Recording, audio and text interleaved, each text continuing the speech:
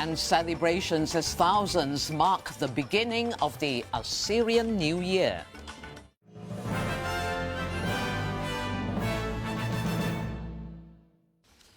Assyrians across the world have taken part in festivals to mark the beginning of their new year. For some of those newly arrived in Australia, it was the first time they were able to celebrate the National Day freely after fleeing their war-torn country.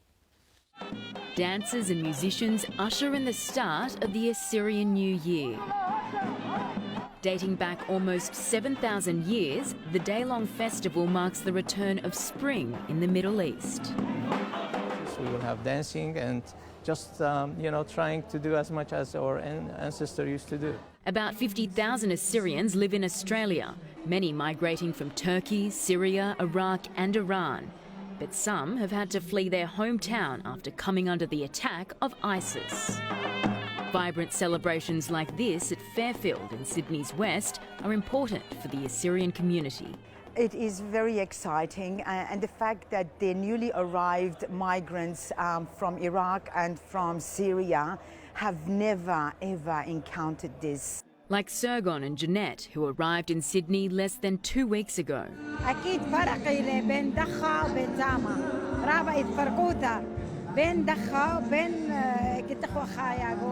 يوم رابع جورالي قديا دلخو خزيه عمر مطيله خا خمشيش النزوده وهات خيم بريخه لخو خزيه بتخازق اديو كل ناشن وكل خزمانا كل ابن امتن جو اطرد استراليا اطرد بريخه.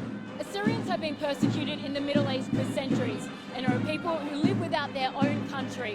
Festivals like this ensure that they keep their traditions alive and also help promote cross-cultural understanding amongst Australians. But the doors are open for everyone, and like today we have the Armenian, the Greek, the Spanish, the Chinese, the Vietnamese, they're all invited. The historical significance of Assyrians on display at an art exhibition showing the destruction of ancient archaeological sites in Iraq and Syria. Our message is that we need an international community to help us and trying to find a solution and to have our homeland back. Maintaining their cultural identity in the face of adversity. Lydia Feng, SBS World News.